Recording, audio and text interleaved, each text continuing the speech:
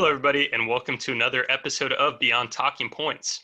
So if you guys tuned in to our last episode, we attempted to have a discussion on Michael Malice's definition of the red pill. This is something we kind of wanted to do for a while because, the term like red pill gets thrown around a lot. And I think Michael Malice's definition is just a fascinating way of looking at it, and it distills a lot of people's worldviews. So we attempted to have that discussion, and we were quickly bogged down on it isn't uncommon for us to get bogged down in a side issue we didn't plan on tackling. So it turns out we ended up having an episode mostly about snarkiness and very, very highly charged language and political discourse and the implications of that.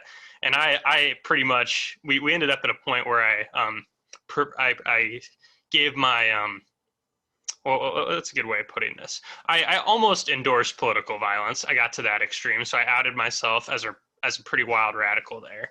And I think it was a good conversation because I had a lot of thoughts, especially we ended up talking about the Libertarian Party a lot and where that's going and where I would like to see it go.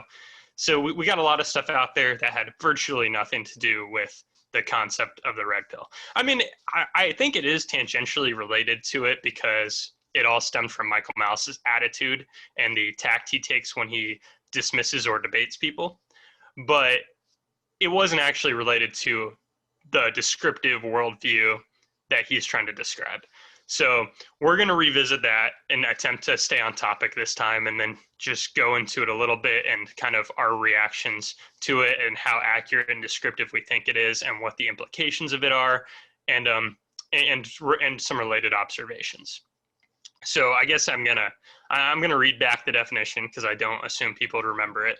So, and this is Michael Malice. This is a direct quote. It is, red pilling is the concept that what is presented as truth by the corporate press is, in fact, a carefully constructed narrative designed to keep some very unpleasant people in power. So it's this big picture idea that and I like how he used the term corporate press as opposed to like mainstream media. He's talking specifically about the institutions, the corporate press. Their whole role is to keep the status quo, keep the elite, however you want to phrase it, keep the neoliberal consensus in power. So I guess we can go from there. I'm not sure if you want to jump off some thoughts or if I'll just start going through kind of the related list I want to tackle. Okay. So you can go through the related list. Yeah. Okay. So one of the first things that I like about this definition of the red pill is it kind of takes the idea that the media and the news is meant to be informative and it subverts it. So even though the news does have information in it that is true, it isn't always educational or valuable or framed in a way that is actually descriptive of the world. So it's not that they're necessarily lying to your face, but it's the information they're presenting is, it's working towards this carefully constructive narrative and it's a goal that they're working towards. So the example that came up this week or in the last couple of weeks is the whole scandal over Dr. Jill Biden going by doctor. And I'm not sure if you heard about this. So essentially what happened is a person at the Wall Street Journal wrote an opinion piece that, and this was talked about for about a week on all kinds of opinion podcasts I listened to. So this was covered on The Dispatch, The Bulwark. It was covered on leftist podcasts. So things like Pod Save America touched on it. Ben Shapiro touched on it. It's like this big flashpoint for a week all over if Dr. Jill Biden should go by doctor, and she has an EED degree, which is a degree that is it's essentially similar to a PhD, but in a specific field of education. And if you weren't familiar, Jill Biden's handle on Twitter is @DrJillBiden. And I know on The View at one point last year, one of the hosts suggested that Dr. Jill Biden should be the next I screwed that one up. They should be the next Surgeon General of the United States because they confuse doctor with, like a real doctor. So you get this snarky Wall Street Journal opinionist. It's a piece where it's saying like, hey kid, you probably shouldn't call yourself doctor because people are going to think you're a real doctor. And if you're on a plane and somebody said, are you a doctor? If you said yes, everybody'd be like, no, you're not. You don't know anything about medicine. You just have a graduate degree in education. So a lot of people on the right wing are like, ha, ha, ha, yes, this is true. I don't want a gender studies PhD to stand up on a plane and say they can help me because they're a doctor when they can't help me. And of course, this conversation has absolutely no value. And it is clear to everybody that this is the most unimportant conversation you could possibly be having. And that this is what is in like mainstream commentary for an entire week, because it came out not this past Saturday, but the Saturday before that. And then it was on I was hearing about it through Thursday or Friday. So it was in the news coverage for about 5 or 6 days. It's like, oh, this just shows Americans are sexist. They don't want to call her a doctor because it's a lot of women get education degrees. Now we don't care. It's used to make all these arguments that aren't valuable, and it's all based on a stupid opinion piece that's kind of a joke. So this is what I mean, right? So there's something that's not important, and it gets turned into a cultural flashpoint. It could have easily been ignored, like most Wall Street Journal opinion pieces are. I mean, I'm sure a lot of people read everything that comes out that way, but most aren't talked about for 5 days straight on a ton of news programs. But this one, it's like, oh, we can take a right-wing people, our misogynist angle, because they're discrediting the next first lady. So all the left-wing pundits say, oh, of course they want to attack the first lady. And then it's going back and forth on random things like this, and it's ad hominem attacks that essentially have no educational value, and it's just filling up news time and filling up people's heads. So I guess the reason why I detail all this is because to me, when this whole thing unfolded in front of me, it's like, this is why I think that the news media, or this is why I'm red-pilled on the news media. I think they care about a narrative. They'll do things to push a narrative, and they don't care about actually informing me on things that matter. They're presenting me a story, and then they're arguing about a story that is at most meant to divide people on pretty artificial points about an issue that really doesn't matter or affect anybody. So you can't really make a good argument that that story is like valuable information that the news should be covering. Yet it's in the news, and it's all the news is talking about because it's a self-reinforcing cycle. And that's why we're covering it, because part of the self-reinforcing cycle to some extent, because you have to comment on what people are talking about, so then they stir up all the drama around it, and then now they're talking about that. And why are they talking about it? Because everybody's talking about it. But it's all pointless, and it's also, you can make cultural flashpoints an issue. So that, I think, is an example of what Michael Malice is kind of describing, right?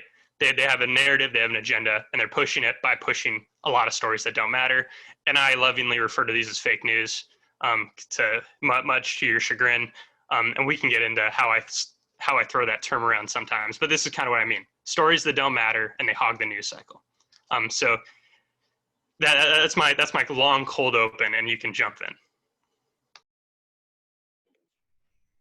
in. So I might say a few things that I said in our last attempt, but I'll try to cover mostly new ground. I think by, at least from the definition that I'm hearing you talk about in terms of the media, I think you could say I'm also red-pilled on the media. I don't look at it. There's no news source that I look at that I don't think has some sort of narrative that they're trying to convince me of. They don't have some kind of agenda or ideology or that there's some reason for that, particular newspaper or website or podcast or TV show or YouTube channel to exist. Well, we're talking about corporate media, so not YouTube necessarily, unless it's YouTube channels connected with corporate media. So I completely agree with that. I guess maybe one place I would want to explore is how we distinguish, if we're able to distinguish between different news outlets, and how we distinguish between different news outlets, because I don't think all news outlets are equally biased. And I don't think, and this would kind of get into my issue with the term fake news, but and I don't know how Michael Malice would respond to this. But if you compare Breitbart to the New York Times, for example, and imagine you have to label one of them as fake news. Again, I think the term isn't helpful, but if I have to label one of them as fake news, I'm going to label Breitbart as fake news because it's not comparable to the New York Times. I have issues with the New York Times, and I could go on and on for hours about my issues with the New York Times, but I don't think all news outlets are created equal. And so certain outlets, even certain corporate outlets or mainstream outlets, I'm willing to say that they're news, or that a lot of what they say is legitimate, even if they have a narrative they're pushing, and even if the New York Times is more than happy to go along with the neoliberal consensus. So I disagree with the New York Times' overall narrative. But that doesn't mean I don't trust the New York Times to tell me certain things about certain events happening. I trust, and I think I mentioned this before, either on a previous podcast or in the last attempt. There's a difference between like the opinions that say the New York Times puts forward, like in their opinion section, and then the facts they're reporting on the ground. And I can trust the facts they're reporting on the ground without trusting their opinions. And I can trust that the New York Times has a higher standard of reporting than Breitbart does, or that their integrity is they have more integrity. The New York Times has more integrity than Breitbart does, or they are more news than Breitbart is. They are less fake news than Breitbart is, or they are less likely to perpetuate fake news. So it really depends. I think when we're talking about corporate media, I do think we need at some level to try to distinguish between different outlets, and we need to. I would just want to engage with Michael Malice or his. I wouldn't want to engage with his argument more about how people are able to distinguish different outlets, even though all outlets, especially corporate outlets, have a narrative they're pushing. So he uses the phrase factually, so it can be factual, but not truthful. So I think the way of conceptualizing this is, it's kind of like what you're explaining. So if you read a given article in the New York Times, it is likely that one article is better sourced and is more likely to be factual than an article on Breitbart. And I would agree with that. But the issue is the New York Times has so much on in the background about what they cover and how they go about covering it, that even if they get the facts right, they take an angle on everything. So as a whole, you can't actually. So it's like you take the integrity and the legitimacy that the one article alone is, everything it tells you is literally true, but it might not necessarily be truthful as a big picture if you read the New York Times. So as you're flipping through, you'll notice that they cover stories predominantly that either lean in a certain way, or the angle that they take on them, while they only tell you facts, they can take something at a certain angle. And if you go on Twitter, and I know you don't like Twitter that much, which is perfectly fine, and you probably shouldn't like Twitter. It's mostly a partisan bloodbath that has no value. But one of the things that you'll see all the time from right wingers is there'll be a story that is like very, very obvious, right? So like it's something that you can watch happen off TV. So like imagine you watch Trump's last press conference when he came out and he said something about the stimulus and how he doesn't like that it was only $600 per person, and he said it should be $2,000.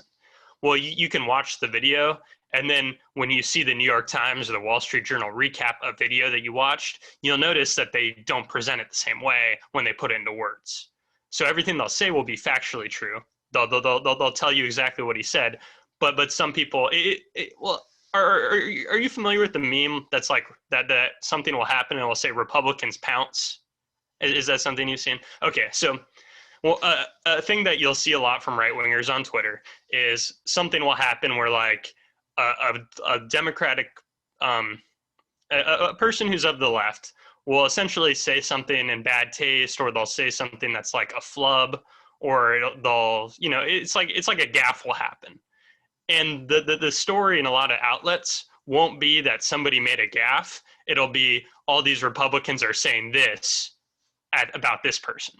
So you'll look at the article and you'll see like, oh, it's about how Marco Rubio and Ted Cruz said this thing targeting this Democratic official. But the story to all the right wingers is, look what the Democratic official said. Why aren't you reporting what they said? No, you're reporting that the Republicans pounced on what they said, right? So it's technically true. It's like, yeah, Ted Cruz and Marco Rubio did respond in this like dramatic way to the gaffe, but the story should be the gaffe. So it's like either way of reporting it is true, right? So if you report on the gaffe, you're reporting truth, or you're reporting factually, and if you're reporting on the response to the gaffe, you're reporting factually. But one newspaper could put the emphasis on the response to the gaffe when it suits their political priors. And this is kind of when you'll see like factually true but not like honest type of reporting, or things that show directions towards an agenda or a narrative. Now, I don't think Michael Malice pretends like Breitbart and Zero Hedge and all these other sites don't have a bias. I just think it's more present in the corporate media because the corporate media is generally backing the establishment. So what they're doing is to keep people in charge and to keep the status quo alive, or at least point it in the direction they want. So that's why he focuses on them. If you talked about Zero Hedge or something, or InfoWars, it's like, well, sure, they're directionally biased, but, you know, it's like they aren't holding the levers of power at all times. So I think it's not necessarily that he would discount that they're not doing it. He knows they're pushing an agenda. It's just more malicious with the corporate press because that's what the default setting is for, you know, the average person that's mostly doesn't care about news is, oh, the New York Times said this. Okay. And it's not like thinking about it like, oh, well, did they cover the pounce or did they recover the gaffe?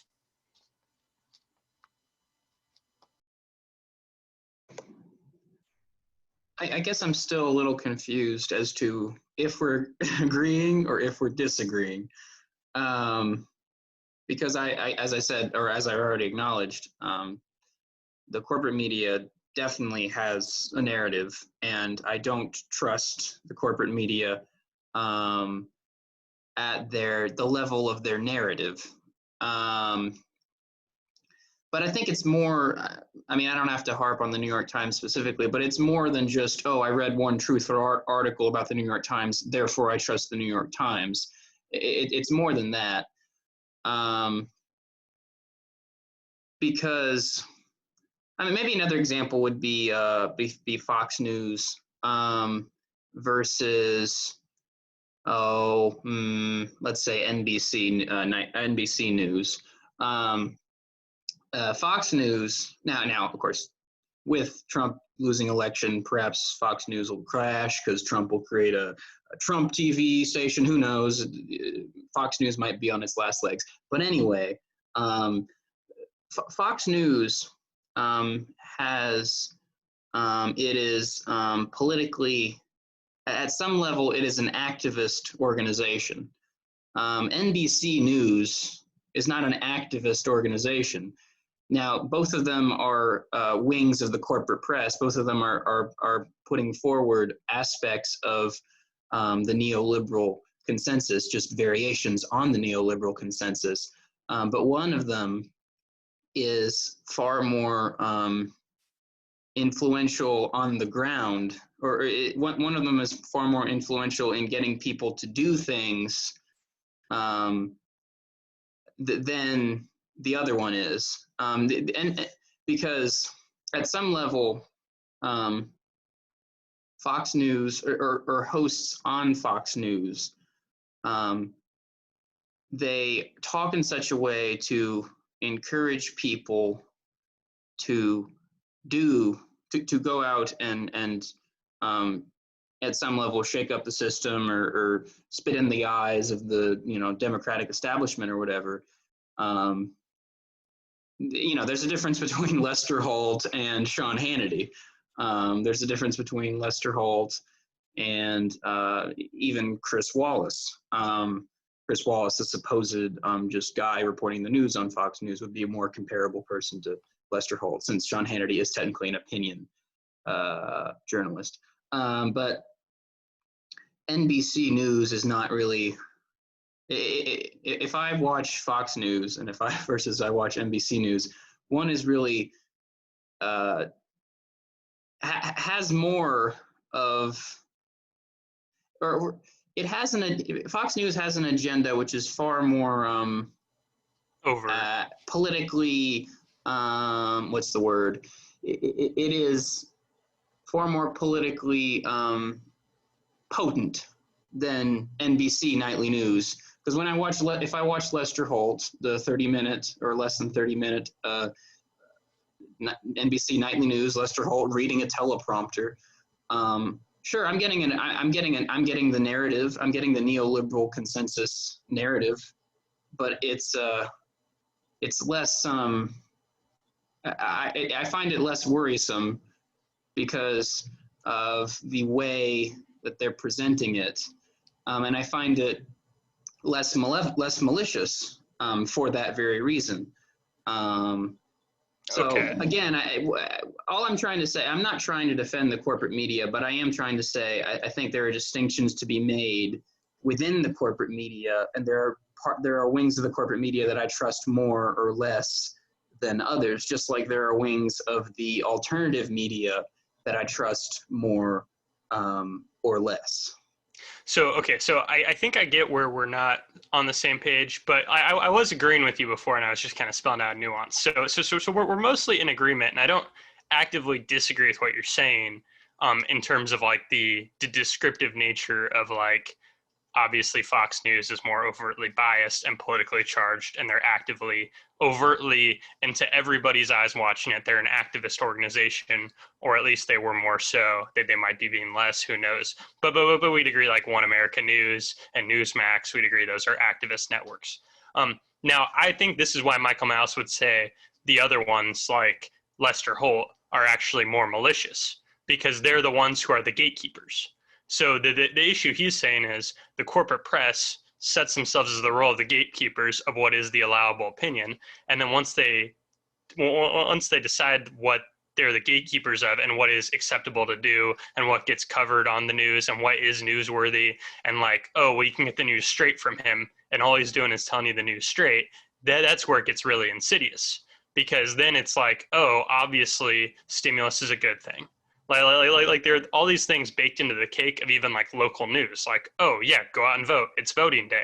Voting day is good.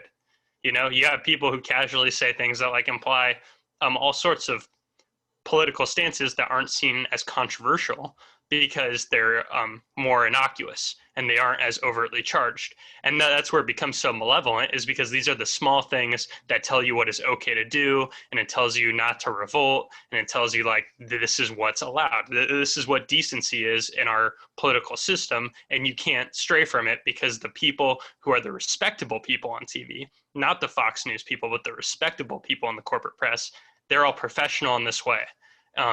So even though they're not saying things like you should believe X, Y, and Z, it's like they'll cover a story in a way that is normal to us, but that's because the normal way is the status quo that props up the elites.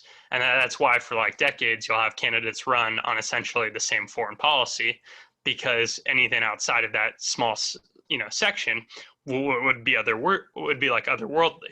But it's like, but people like Lester Holt have taught us that these things are normal and normal to be expected, and normal isn't something we should change, right? That's the respectable thing, is to keep it in that order. So I think you would say the facade of no bias, even if it might not be that biased, it's propping up the basis that we use for our political organization in the United States.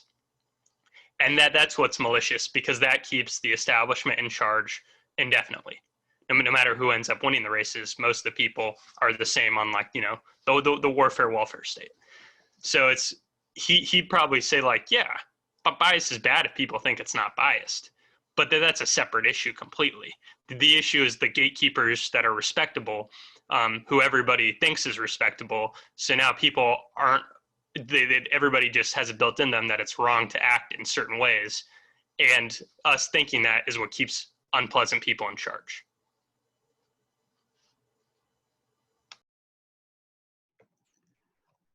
I mean, I guess then so maybe we disagree on which kind of media is more evil, so to speak, because I would never claim that NBC, like I said, every news outlet ever in the history of humanity, or let alone every news outlet that exists right now in 2020, is biased. This So isn't a conversation about bias, though. That's not what he's talking about. He's not talking about bias. That's the thing.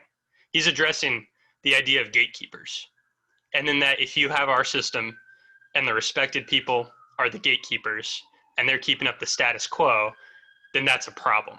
So it doesn't matter if they're biased or Fox News is more biased. It's not a competition. That's not what he's evaluating. He's just saying, here's the corporate press. They're telling you what is trustworthy and what isn't, and they're telling you who the experts are, and they're telling you what the experts think, and then you follow along. And the people that we know are in charge right now, the Democrats and the Republicans, we know they're bad people. We know that they perpetuate the warfare welfare state. These people aren't good, and they're seen as respectable senators. I know everybody has low approval ratings of, like, say, the Senate when they're asked, but whenever there's a political official that's high ranking, in their neighborhood, people usually are like, oh, that person showed up. That's an interesting thing. Before Trump, people used to like give deference to the presidential office, even if they didn't like him.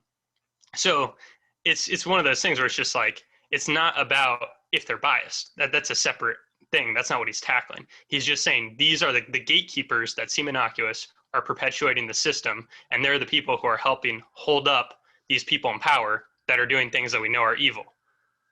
That's what he's calling out, right? So it's not about if Fox News is worse or better.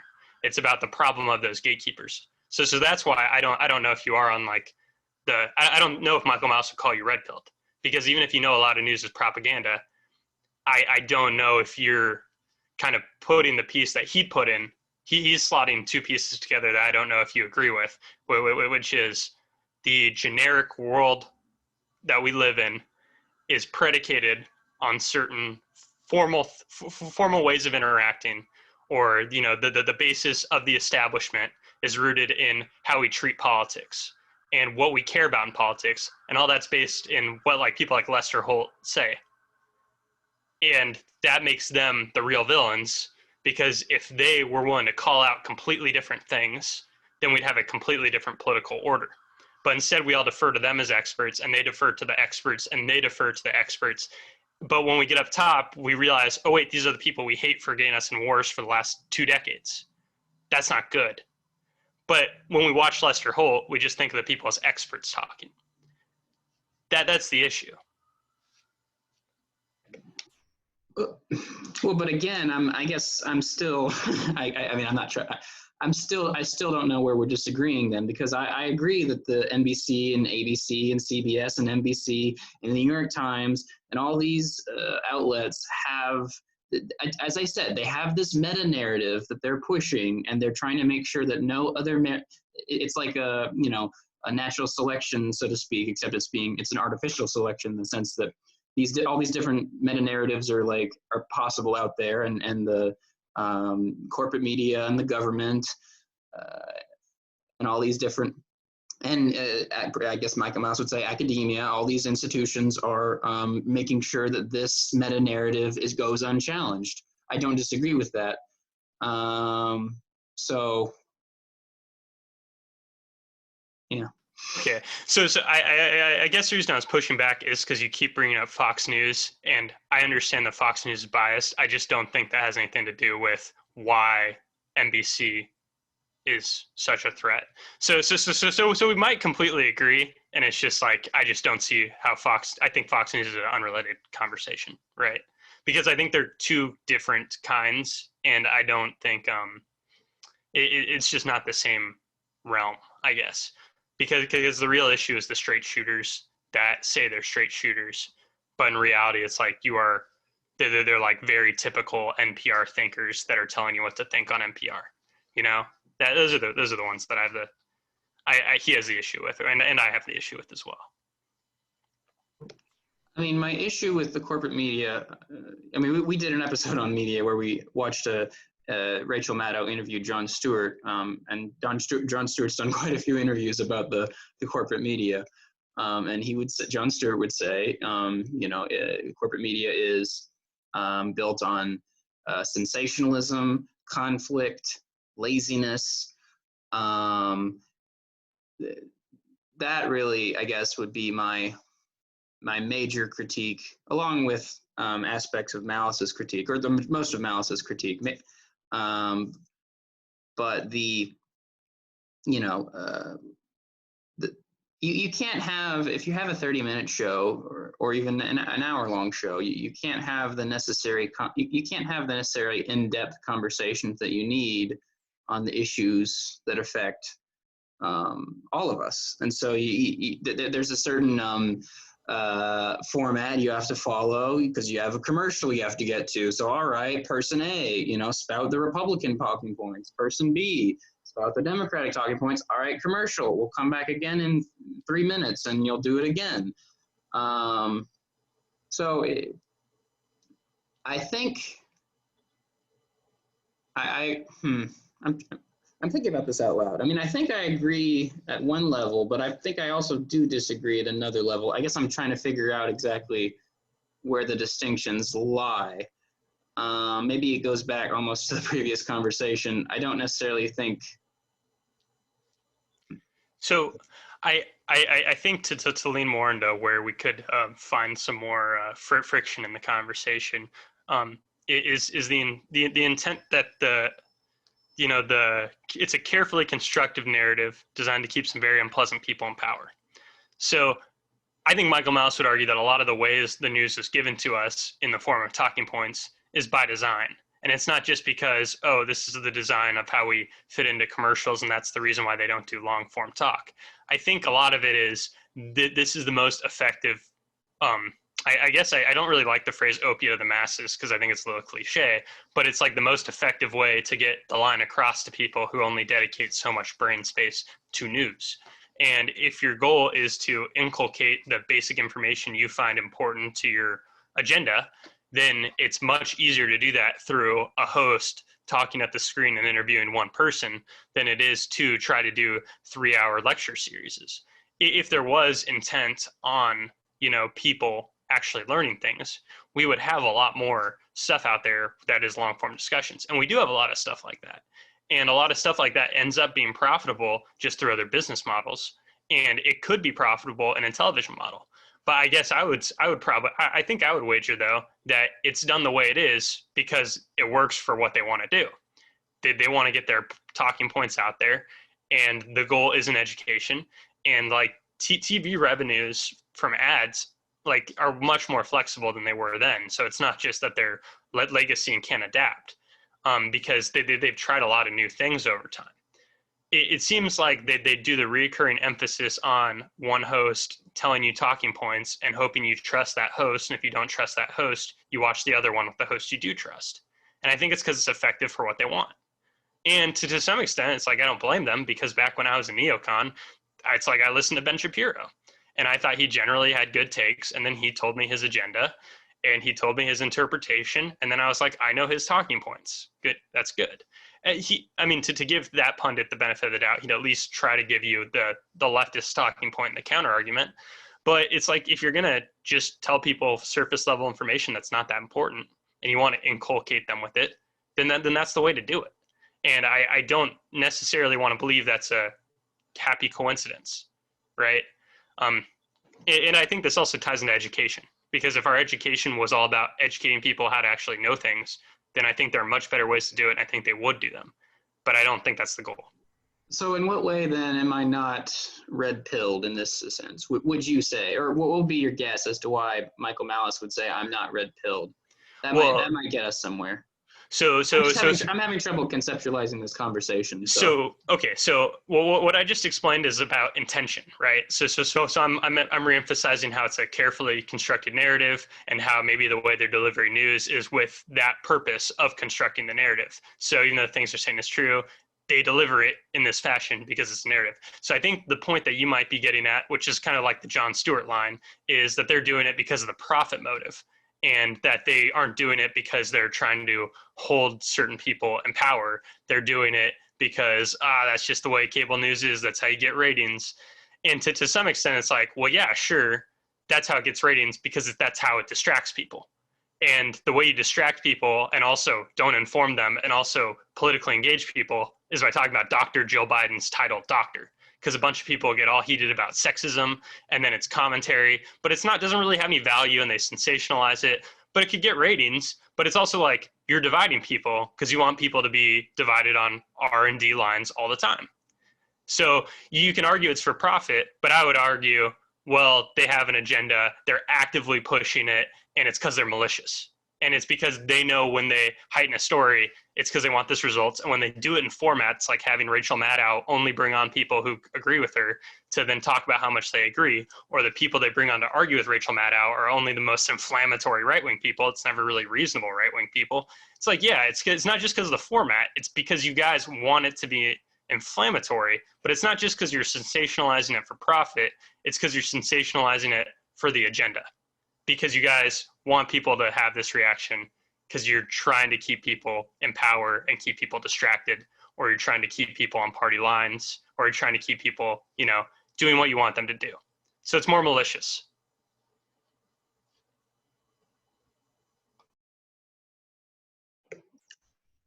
Would this be a good place to talk a little bit about the term fake news, or should we go into, I think another part of the conversation we want to touch on before we wrap up is education, or academia at least, because that is definitely something I think I would disagree with you and Michael Malice on. So I'll let you decide which one I can. Well, I think we already covered the fake news spot a lot. There is like a meta question that arises from, I guess, accepting the worldview we've been talking about that I kind of wanted to touch on. But maybe we can talk about the academic institutions first and see where that goes. And I kind of want to hear what your thoughts on that, because I don't think mine are as, well, what's the word for it? Heavily, I guess, partisan, or I don't think they're necessarily intensely principled, because I just don't have intense feelings about this issue.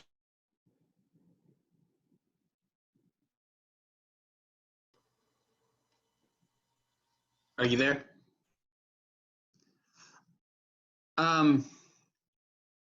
Well, and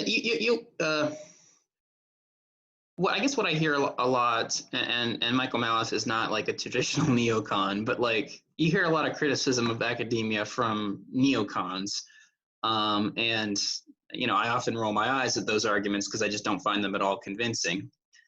So I guess what I would need to, or what we should talk about more here then, is how or where the role of academia is in this narrative that is being pushed by these unpleasant people. Because I actually think I have a question. I need clarification. Can I hear what you perceive as the neocon argument about colleges before you kind of explain how you see it differently? Because you dismissed it, and I think I'm sympathetic to some points they make and not to others, so I don't know what you're dismissing. Basically, what I'm dismissing is this idea that colleges have a liberal bias, or universities, the academia has a liberal bias. That's really what I'm dismissing. And I'm dismissing it because I just don't see that liberal bias that they're talking about. I mean, I dismiss liberal bias in the media as well, in a sense, but that we've already talked about that. The academia, and that's why I was about to say I need to, I guess, further understand how, where Michael Malice, his view on academia's role in this construction of this particular narrative, because I just don't think academia is a weird institution. It's almost a bubble, honestly. Professors, they live in a little bubble. And that's not necessarily a criticism or a compliment. It just is what it is. There are these people. They get master's degrees or PhDs depending on the field, and they're talking about they teach classes on a particular subject: history, physics, accounting, whatever. maybe if they're like, they might have research students, they might have graduate students if they supervise other PhDs, or they might just purely teach, or they might do their own research, or it's a combination.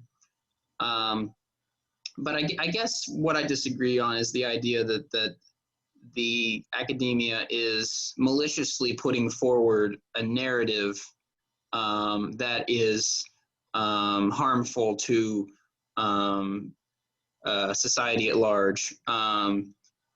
Academia is, and this is not even talking about like K through 12 education, which is slightly different.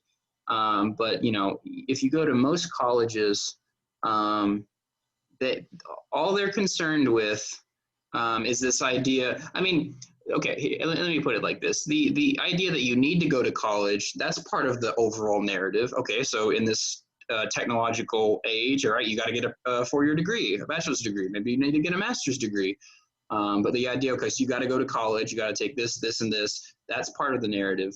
But I don't think, I guess what I'm trying to get at is I don't think the curriculum itself, I don't think that this narrative is infects the curriculum. I think the curriculum is pretty solid that across different colleges and universities. And I say it's a bubble because I don't even think colleges and universities are necessarily as influential as some people think they are. But I just don't think if you take certain classes that there's necessarily this liberal or neoliberal bias that is infecting everything you study, and it's just, therefore it's poison. If you get a degree in chemistry, you're getting a degree in you're getting a degree in chemistry. Now, in terms of like certain social sciences and humanities, it gets a bit trickier. If you might, in the political science department, you might find a Marxist professor. That's probably going to happen. Most professors do tend to be liberal or left-leaning. That's true. But that doesn't mean their liberal or left-leaning politics poisons what they're the information that they're giving you. I think colleges and universities, I guess I don't think they're malicious, and I don't think they're actually harming people or harming society at large. There are definitely criticisms of colleges and universities and of the structure and of the curriculum, and we can get into that. But overall, I will defend academia as an institution, generally speaking. Okay, so I think that clarifies a lot of where we are separate on a lot of these things, because I do see very clearly as you're talking about that how I see them all falling under the same umbrella and kind of being the same issue. So it's kind of like how if I throw on NPR now as a person who has niche political tastes and consumes a lot of news, and I like to think that I take in news from a lot of angles so I can tell the way they're slanted. When I hear NPR, the slant that NPR decides to take on story to story or what they cover out of the day, considering they'll do like a 15-minute program, and I've heard like an hour and a half's worth of news but covered in 10 different ways. Seeing what they choose to cover for 15 minutes is also noteworthy. But if a normal person who gets like a random college degree, like in finance or something, that is innocuous, they probably will just hear it for what it is. So I think this goes back to, it's similar to the Lester Holt phenomenon. So it's kind of one of those situations where, like, yeah, the most, when I look back at it, the most overtly biased in the opposite way of Fox News is bias. The most overt in my whole college career was my gen ed humanity classes. There were classes that now, reflecting on them, knowing what I know now, I'm like, oh my God, that was the stuff that would freak Ben Shapiro out because that was pure wokeism stuff. And I was just sitting there like, what are they talking about? Who cares? But I wasn't offended by it because it wasn't really a flashpoint. But like, I was like a year or two behind the cultural. I was like a year or two ahead of the cultural curve. So I just didn't care. I was just like, this is kind of stupid, but whatever. But looking back, I'm like, oh my God, that was like the stuff that only, far left culturally people care about. Nobody else talks about it. The only people I ever hear talk about it would be considered, I mean, yeah. So, okay. So that's part of what you're saying, right? You're like, okay, yeah, I know that there's degrees that are really dumb sometimes in some schools, and there are some teachers you'll have that are super far left overtly. But that's the minority. Then you have things like chemistry. But the thing is, when I listen to right-wing pundits, the right-wing pundits glorify the technical degrees that aren't humanities. So they glorify a lot of the science degrees, and the only time the science degrees make the news when the neocons are hating on higher education is when it's like, oh, look, this one science textbook did something that seems to cave to wokeism. We're going to cover it for a day because it's a culture war story. And those don't really matter either, and I hate when they cover those stories, and who cares? The issue is it's just like how I think K through 12 school is kind of to make you an obedient worker. So you go to school, you learn a lot of things, but you don't necessarily learn how to think that well, but you know how to follow procedures. So I think colleges, especially now, it's since a lot of people need a degree now to do really anything, a lot of it is a continuation of learning to be obedient. But also, you're taught by these people who are allegedly experts in their field. So you take an econ class and the person has a PhD and they've been teaching for 30 years. That means you kind of are inculcated with trusting academics and trusting experts because they study the field. The issue is, especially if you've studied something like economics, you find that there are dozens and dozens of people who study the same field for 30 years. They all get Nobel Prizes and they all don't agree on a single issue. So you pretty much learn in college that you're taught by these experts in random things, and that there are these people who spend a lot of time in school and they know a lot, and you learn to defer to these experts on things you don't know a lot about. But then, once you get in the real world, you aren't often reminded these experts don't usually have any kind of consensus on really any issue, and they pick and choose the experts. So what a lot of academia is it's just it's just teaching you to trust experts and to kneel to authority, because look, here are people who study the field. They're the experts. If you're not going to get a PhD, you're not going to become one. You're going to learn a little bit and you're going to go work, but then you always know to trust the institution, trust the experts in the institution. But they don't mention that like experts disagree on every issue, right? Like food science is like the most controversial field, and every expert disagrees with each other, and they all think different things aren't healthy, and then everybody dismisses each other based on different studies, and it's all picking and choosing. So I think the issue with academia, a lot of it is a lot of what they're doing is up in the air. A lot of it is co-opted for political messaging, because then anybody on any part of the spectrum, from as far left to as far right as you can think of, can cite an academic who has something that backs what they have to say. So it's like you learn to trust experts, but anybody can co-opt experts because experts fall on different sides of every issue. And it just teaches you to be allegiant, right? And that's the issue with Lester Holt. So that's what I would say. This is definitely a place where I think Michael Malice and I, and Michael Malice and you, or you and I would disagree. I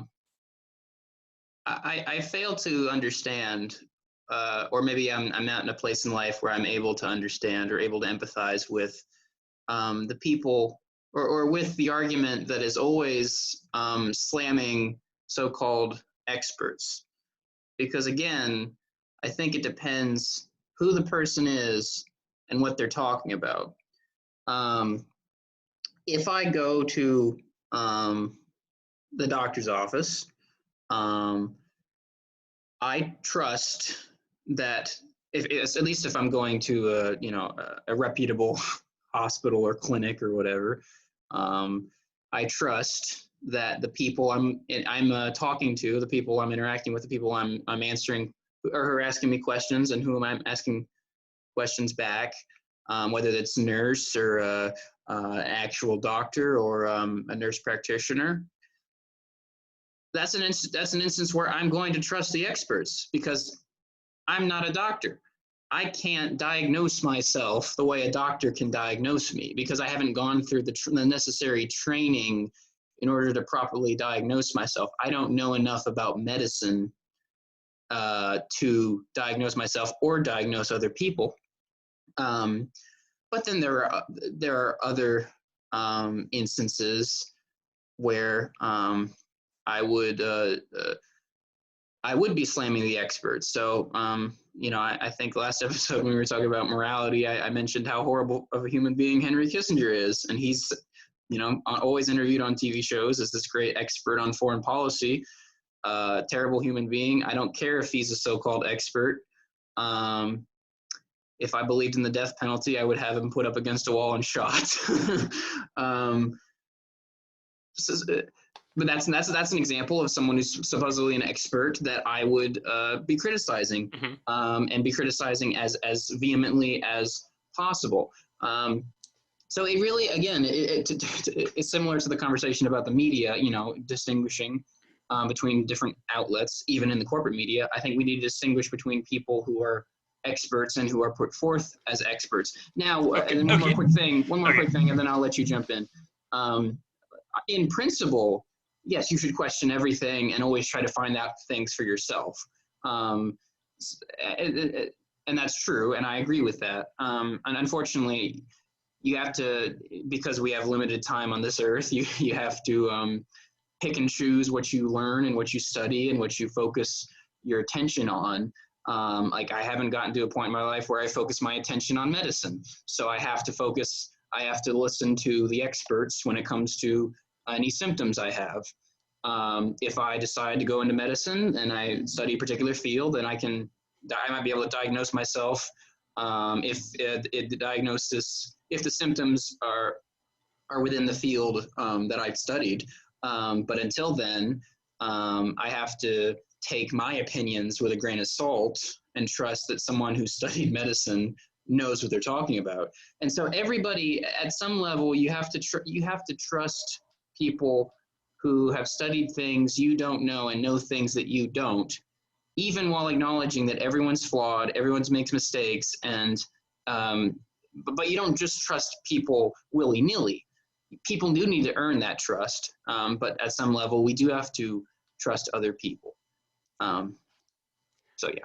So I think one of the ways we manage to talk past each other sometimes is because, so a lot of what you just said in the end is a very it's a very moderate, nuanced piece of advice that anybody would give to another person generally if they're like over the age of 18. It's like, trust the people who, after you kind of vet them, seem trustable. It's like, generally, if you're at the doctor's office, you can generally trust your doctor, and it makes sense for you to defer there. So use your nuance. Now, obviously, I agree. But the issue is the whole phenomenon that Michael Malice is pointing out and what I'm pointing out isn't really about what X person should do in their life and how X person should view the media. It's not about that. It's not about, oh, I should watch Fox News with a grain of salt. That's not what the question is. It's a descriptive analysis of what's going on in the world, right? So it's more of a worldview thing. So when we talk about the worldview, you have to remember that most people, unlike us, don't care that much about politics. And a lot of people, like a third of Americans, didn't vote. You have to remember that a lot of people who do vote don't watch much news.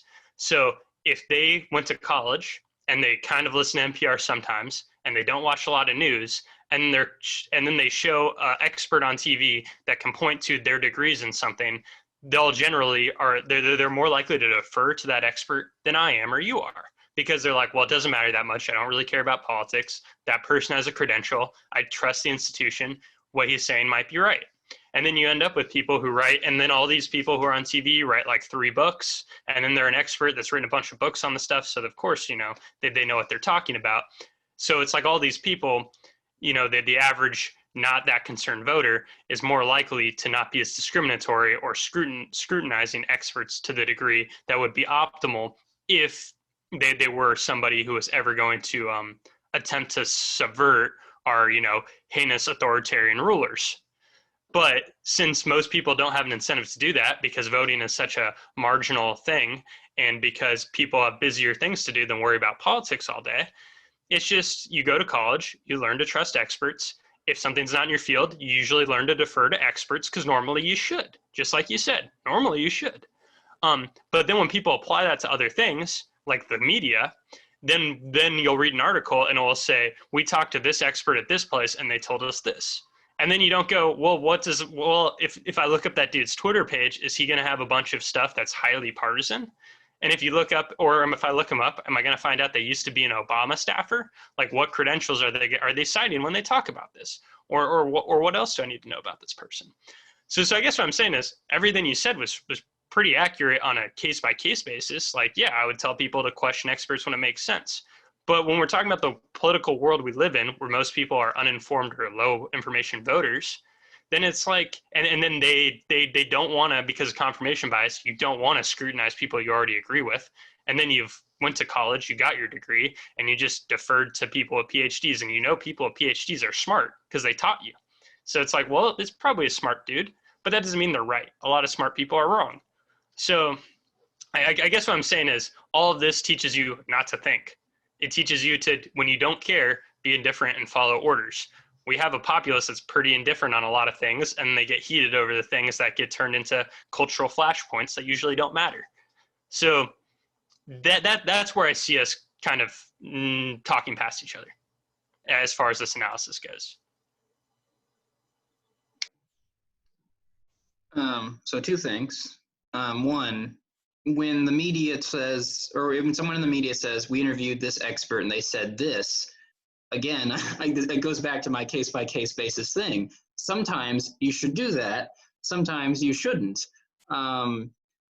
So I can't say, oh, that's bad, the media shouldn't do that, because it depends on who we're talking about and who the so-called expert is and what the topic is. I'm not going to say the media shouldn't do that. That spins the narrative. No, but that's not the point. The point is the average person isn't informed enough on issues to make the calls of when they should investigate it and when they shouldn't. So in general, because they don't care, they don't investigate it. And they learn to trust experts, and they generally are more likely to default to it than you or I would. And then that lets corporate institutions perpetuate themselves. Well, that's the other point I was going to make, because I think the argument, I think you can make a good argument that K through 12 does teach you to be an obedient worker. I think college is much more nuanced.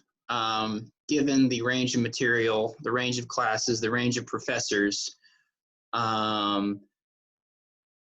So I'm not going to make the argument that colleges perpetuate that. Again, I think K through 12 schools basically do, but I think college is our university is just a different story altogether. Well, I don't even think we hit on the fact that what I see is college kind of normalizes what smart people are supposed to think. That's what I felt like I got a lot of in college. So in a lot of my gen ed classes that were generally touching on things that were relevant, I guess, in a cultural or political way, it kind of shows like, hey, look, all the smart people you interact with degrees generally have this they generally have this set of views, and only rubes think this other thing. And it's not as overt as that. It's not like, haha, stupid people. Although like I have openly had academic, higher ed teachers say Fox News is for dumb people. And it's like I don't think it's that important of a point. I wouldn't like drag them through the mud over it. But it's like they do a lot to, even though they're supposed to be this inclusive body that's all about like diversity, they kind of do little things all throughout college for years of your life where they kind of say, we're the educated people because we're in this bubble, we're in the ivory tower, and smart people think like people in the bubble do. So if you're going to take something away from college, like if you don't go into academia, a lot of it is you get reinforced the neoliberal consensus, because people are like, because your gen ed teachers tell you like, well, you should care about voting. You should be listening to news. It's a reputable news source. And then they tell you like the Lester Holtz. And it's like, well, yeah, because they tell you that agenda. So I think they try to separate low class thought and high class thought, and then they do that in a way of tying that in.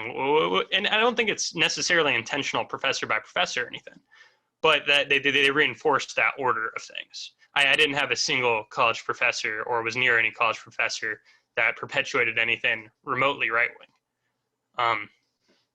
So I think that's a cultural thing that's worth noting. So the issue with education, and to I guess some extent you can do it. You could say this is true of all education in general. Again, I think it's more focused on K through 12. But the issue is a lack of that they're not teaching you critical thinking. They're teaching you what to think, basically. Again, college does this to a lesser degree. I just don't think it's equivalent to K through 12 education in teaching you what to think. But that is my issue with education as it is now. We live the education model is basically pouring water into a pitcher, rather than pouring knowledge, and the water being knowledge and the pitcher being your mind. They're just pouring knowledge into you, rather than asking you to try to figure it out yourself, which is what they should be doing. What a professor should be doing on day one of any class, doesn't matter what it is, gender studies, archaeology, theoretical physics, doesn't matter. They should be they should be raising certain questions and asking the students, try to figure it out for yourself. What do you think? What are your arguments? What are your thoughts? How would you go about figuring out the answers to these questions? That's what they should be doing. And generally speaking, they don't. But that is that's a slightly different conversation. So yeah.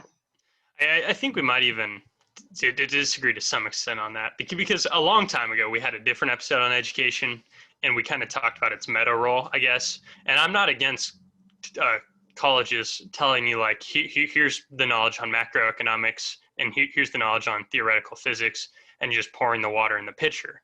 I'm okay with that. It's just I think they it's just, if you're going to do that, they should be doing it much better. And because they're failing to do it in a much better way, it seems like it's because they're trying to create the filter. And it doesn't seem like they're necessarily overt about it, but it seems like it's happening to some extent. Or at least, a lot of times the filter is don't think, or don't be passionate about things that aren't school, because you should learn things right now as you're an 8-year-old. You're not allowed to go and explore things. You need to do schoolwork. So to some extent, those things are meta, right? It's not like you're not just learning algebra, you're also learning to do your homework and to show up and to sit quietly while the teacher talks, right? So I don't think it's just pouring water into a glass or a pitcher. But yeah, I do think we got a little bit off the Michael Malice, the red pill discussion. Did you want to do a last thought on academia? And then I think I have like one more relevant thing I just want to talk about, or maybe it'd almost be like brainstorming a little bit. But you can wrap this up, and then we'll transition and then close out the show. Well, I guess I'll just wrap up by saying, you mentioned, 8-year-olds being forced to sit still for 6 hours or whatever. I mean, that's even a whole other topic you could talk about, because obviously 8-year-olds aren't going to sit still.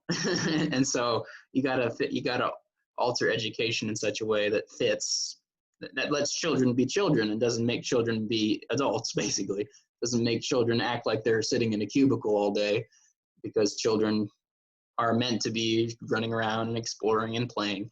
So I mean, again, with the media and with education, there's plenty to criticize. There's plenty that needs to be changed about both institutions. I guess maybe the question is, what do you think people's motivations are? What do you think should be changed? I'm still struggling to figure. I feel like I'm really having a hard time with this conversation, because I'm not sure what I'm saying. I'm not sure what you're saying. But maybe with your brainstorming, it'll help me. It'll all come into place. It still hasn't come into place for me, and I don't know. That might be my fault, but I'm just being honest. I'm still very lost. I think a lot of what's happening is the word choice that Michael Malice uses is more open about people's either unconscious motivations or people's conscious motivations that are framed differently from how, say, me or Michael Malice would perceive it. So I guess a way of trying to get across what I'm saying is a lot of people think democracy is important and that government's important. So if they're teaching something that strengthens political participation, it's an innocuous thing to them that they don't even know. It's just like an end of itself. And then that they might faintly know, I'm doing something good, right? It's or I'm doing this the way that I like to be doing this. So a lot of people who work in these organizations, like in a nonpartisan news outlet that's supposed to be straight shooting the news, they go in there and they're saying things like, well, I'm just giving you the news so you can, evaluate the scenarios correctly, so then when you go out and vote, you can make an educated choice. But then somebody else can watch everything that happens and says, well, you're giving legitimacy to both sides. That's Rachel Maddow's argument. She's like, well, now you're unfairly, if you're, giving a full picture, maybe you're now, you're giving one side credit you shouldn't be giving. Or then I can read it and say, well, you guys are arguing over a monopoly of power that I don't even think should exist. And he's granting the premise that that exists and that's fine. And then we're going to argue about who gets to be the ones in power. So I guess it seems like you're not willing to, it seems like you want something more overt and you want something that's more directly evil. And Michael Malice is willing to say, these people have these baked in notions that what they're doing is furthering things that work in this direction. If you defend democracy and you think it's important that everybody's an engaged citizen and you're a college professor and you're trying to enhance this because you just think that's the right thing to do. And you're going to do that and not realize that you're reinforcing the neoliberal world order. And despite that professor's belief, it's actually very evil. And there are a lot of evil people that, you have a lot of Jeffrey Epstein related people who are in charge, or you have people who are like Bill Kristol in charge or Henry Kissinger in charge. And all those people do terrible things. So despite thinking that you're a good person because everybody you know is also politically motivated like you and motivates everybody else to be politically, I'm not talking about you specifically. I'm talking about that hypothetical professor. But he's thinking, I live in a world where my wife also has a PhD. She's also a teacher. We both go and vote.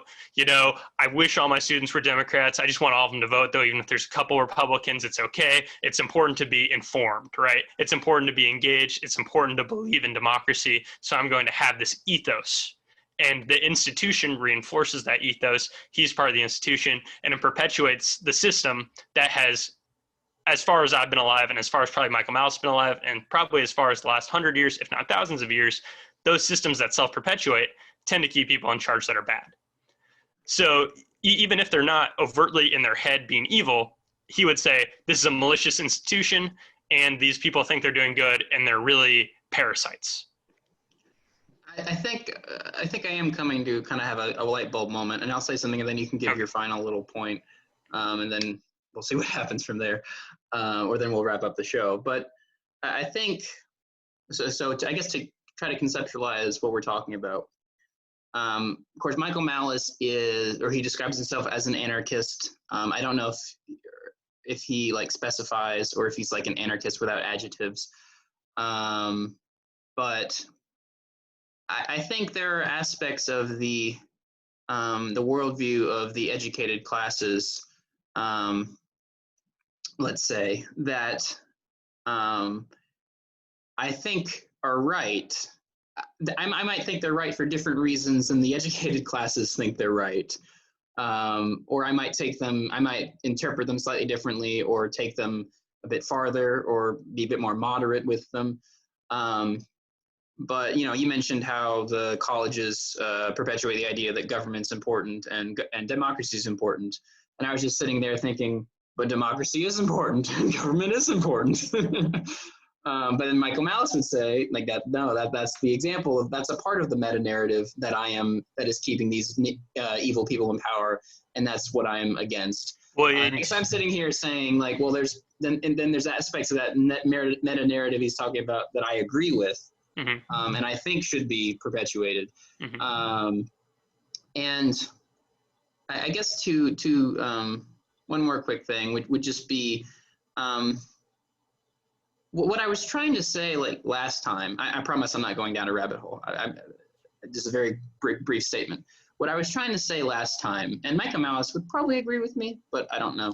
What I'm trying to say what I was trying to say last time was I was acknowledging the evil in all of us. And I was trying to say that you and I are evil, and Henry Kissinger and Barack Obama are evil, but it's to varying degrees and in different contexts and different situations.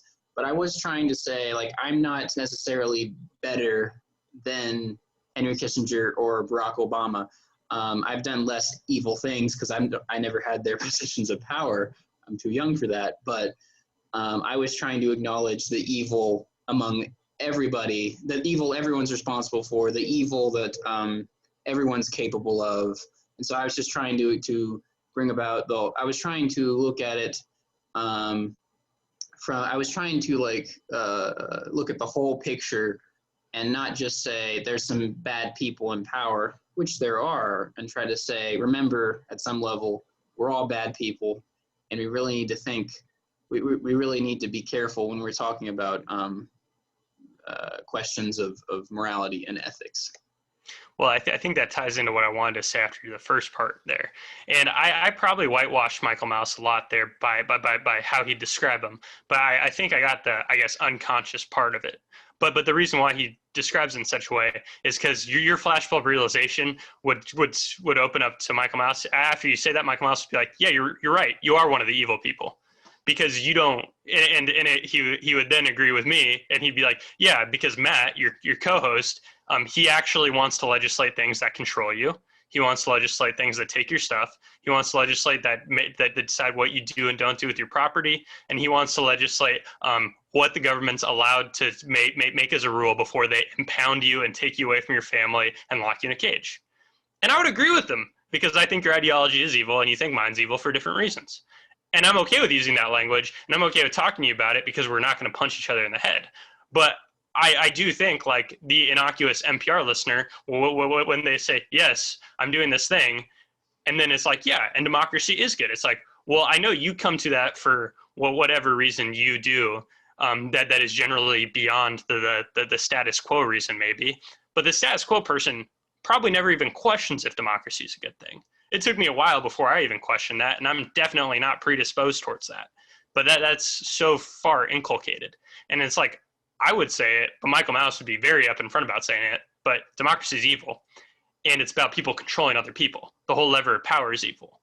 So it's easy to take away it's easy for the red pill message that he's saying not to make sense if they're defending agendas and institutions you like. Because then it's not about them controlling an agenda that has to do with keeping evil people in power. And you're realizing, you're like, well, yeah, but I'm okay with the democratic system. I'm okay with having these experts we defend. And I'm not, and Michael Malice isn't.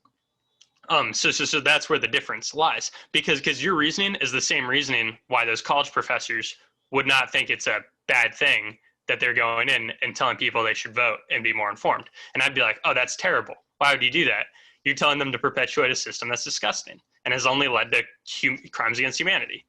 So I guess that is a good way to tie it together on how we can have similar analysis that is somewhat cynical about media, yet then come to the conclusion of, therefore, it's more nefarious. But I kind of feel validated, because it's like, I'm not saying you're wrong. I'm just saying, because of our ideological differences, that's the reason why Michael Malice's worldview happens. Is because some people, well, the majority of people, the overwhelmingly majority of people, don't realize those things are evil.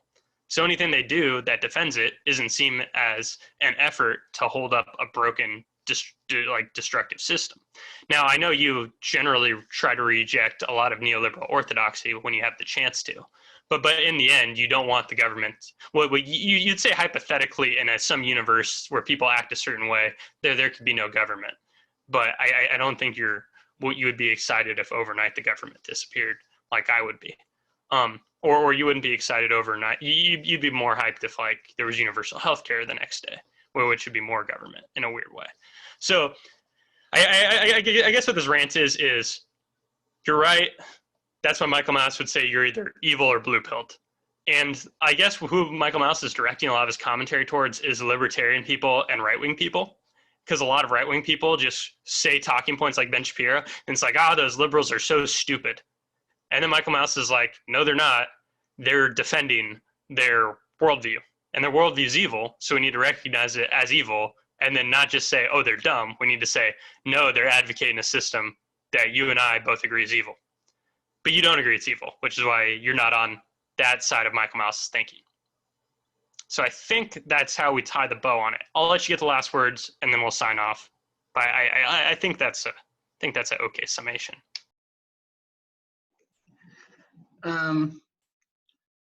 Perhaps it also goes back to questions of malice or bad intentions.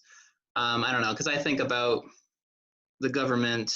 I mean, like, obviously there are plenty of politicians, probably most of them, which have pretty bad intentions. But then I look at things like issues in media and the issues in academia, and perhaps I see less bad intentions and more, well, a mix of bad intentions and just other factors that came together to bring about whatever the kinds of institutions we have and the nature of those institutions. And then I guess I would just say that I'm fine with Michael Malice calling me evil if he calls himself evil. And if he does not call himself evil, then I think that's a philosophical disagreement. That's a disagreement between his tuitions and my tuitions that I could talk about for 5 hours with him or with anyone. Because when I said I'm evil, or when I said everyone's evil, it wasn't even me saying my ideology is evil or my ideas about policy are evil. It was about bridging that gap between people we call evil and then what we would call normal people. And what I'm saying is there's less of a gap in a sense. And to be human means you have, good, you can do good and you can do evil, and everyone's a mix of both. And to not acknowledge that we're all a mix of both, I think, is dangerous. Which really, I guess, at the end of the day, is probably partly my skepticism of the red pill, in the sense that I think people who call themselves red-pilled are a bit too comfortable, or they're a bit too confident about their own righteousness and their own ability to see the truth. And I am less confident of my own righteousness, and I am less confident of my ability to see the truth. And so I do not say that I'm red-pilled. I attempt with all my might to come to understand the world as it is. But I guess I wouldn't necessarily call myself red-pilled in the same way that Michael Malice calls himself red-pilled. So I'm gonna make two meta thoughts, two very meta thoughts, and a lot of times I'll save things for after the show and mention it. But I'm just gonna say some a lot of meta thinking. One is I definitely, on the off chance that Michael Malice ever heard this and listened to this far in, I definitely did disservice to his nuanced way of saying it, because although he uses inflammatory language, he does bring a lot of nuance to it. So like he would probably say, well, a lot of the evil they're doing is subconscious for the reasons I outlined. But then he'd also point out people like Gavin Newsom doing lockdown orders that lock everybody in their house, but then he goes out to dinner. And he's like, what does this mean when you have a person who willfully makes rules to confine other people to their homes and then breaks them? And then he would say, there's clearly more overt malicious intent than we know that is not found out about. And he would probably stress that there's a lot more elites not caring and making other rules than I hearkened on. So he'd probably touch on a lot of things like that, and he'd probably cite a lot more examples than I could. I just don't necessarily, maybe I filtered out the things that he said that I don't feel as comfortable defending, or I don't have a strong philosophical opinions on. So this episode was definitely a filtered version of his ideology through my lens and what my big takeaways have been of being a fan of his. But I definitely have not done him justice. The other meta thought is, I think this is always a prevalent issue, so it's just worth acknowledging on air, that it's so easy when you have a conversation to conflate words, because of this is the issue with language. And it's not necessarily like wrong, but it's like if Michael Malice is saying you're evil for X, Y, and Z reason, and then you start saying like, well, we're all evil, and like, but there's degrees of evil and people are evil in different circumstances. It's almost like, yes, these are both philosophical points and they're both about evil, but it's also like, sometimes it's easy to, I just question, and this is also an intuition thing, because I hear that and I'm like, yeah, that's true, but I don't think that's relevant. And then I would be like, he would say something very specific. I'd be like, yeah, but you're evil for this reason because this is what evil is. And you could say that something else is evil, but that's not the point. And I think that's easy for us to do when we talk about philosophical things. That's just like the example of the last 5 minutes.